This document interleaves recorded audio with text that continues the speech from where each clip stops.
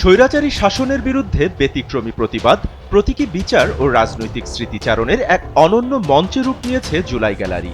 জাগ্রত জুলাই ও জুলাই ঐক্যের যৌথ উদ্যোগে শুরু হয়েছে এই রাজনৈতিক চিত্র প্রদর্শনী, যেখানে উঠে এসেছে গুম, খুন, শাপলা চত্বরের গণহত্যা, লগি বৈঠার তাণ্ডব, বিতর্কিত আন্তর্জাতিক অপরাধ ট্রাইব্যুনাল এবং সাম্প্রতিক ২০২৪ সালের হত্যাকাণ্ড সহ দীর্ঘ সময় ধরে চলা নির্যাতনের করুণ ইতিহাস।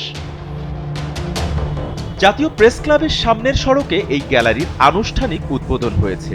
চলবে আগামী ৫ই আগস্ট পর্যন্ত। নাম দেওয়া হয়েছে ৩৬ জুলাই। যেভাবে নির্বিচারে আবু সাইদের ছবি, আবু সাইদকে যেভাবে হত্যা করা হয়েছে, পুলিশের গুলি, ডিরেক্ট ক্রস ফায়ারের যে নির্দেশনা সেটা ফুটে তোলা হয়েছে এবং আন্দোলনে যে ছাত্রদের প্রতিরোধ ছিল জুলাই আন্দোলনে, সেই প্রতিরোধের চিত্র ফুটে তোলা হয়েছে এখানে। আবার আমরা লক্ষ্য করলাম এখানে হেলিকপ্টার রাখা হয়েছে। হেলিকপ্টার দিয়ে এটাই বোঝানো হয়েছে যে জুলাই আন্দোলনে হেলিকপ্টারের উপর থেকে সাধারণ স্টুডেন্টদেরকে কিভাবে নির্বিচারে গুলি করা হয়েছে তার চিত্র ফুটে তোলা হয়েছে। আবার দেখলাম যে এখানে একটা লাশের প্রতিকৃতি তৈরি করা হয়েছে। এই লাশের প্রতিকৃতি আমাদের বোঝায় যে জুলাই আন্দোলনে নির্বিচারে হত্যা করে স্টুডেন্টদের কিভাবে রাস্তায় ফেলে রাখা হয়েছিল। চলমান এই প্রদর্শনীতে শুধু অতীতের রাজনৈতিক নিপীড়নের চিত্রই নয়, বরং ভবিষ্যতের প্রতীকী বিচারও তুলে ধরা হচ্ছে।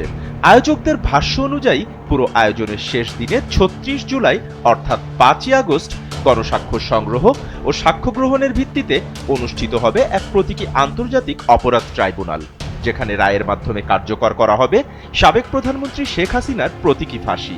আয়োজকদের মতে সেটিই হবে দ্বিতীয় স্বাধীনতার প্রথম বর্ষপূর্তির প্রতীকী উদযাপন। গত ১৬ বছরে স্বৈরাচার শাসনামল শেখ হাসিনার করার কারণে তার যে অবস্থাটা হয়েছে, যদি আগামীতে কেউ এই সেম কাজগুলা করতে চায় তাহলে তাদের অবস্থান সেমভাবে জাতি এইভাবে প্রদর্শন করবে, তাদেরকে বাংলাদেশ থেকে বিতাড়িত করবে। তারপর নির্বাচন কমিশনের যে বিষয়টা দেখেন, গত এই ১৬ বছরের স্বৈরাচার শাসনামলের মূল ভিত্তিটাই ছিল নির্বাচন কমিশন। নির্বাচন কমিশন দিনের ভোটটা আগের দিন রাতেই করে নিত, যে কারণে এই সমস্যা হতো। তাই এই মৃত একটা নির্বাচন কমিশনের প্রদর্শনটা আমরা তুলে ধরলাম। ৩৬ জুলাইয়ের এই বিশেষ মঞ্চে বিগত সরকারের ১৬ বছরের গুম, খুন, নির্যাতনের দলিল প্রমাণ স্থান পেয়েছে। আয়োজকদের মতে অনেকেই শেখ হাসিনার দীর্ঘ শাসনামলের কার্যদক্ষতা সম্পর্কে জানেন না। এই গ্যালারিতে একবার ঘুরলেই বোঝা যাবে কেমন নৃশংস এক সময় পেরিয়ে এসেছে দেশবাসী।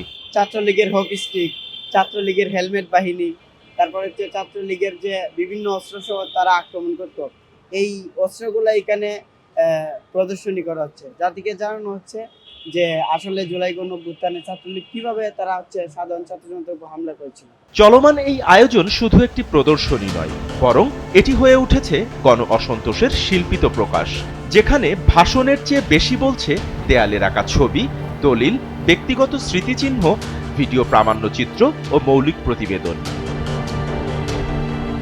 SATV digital.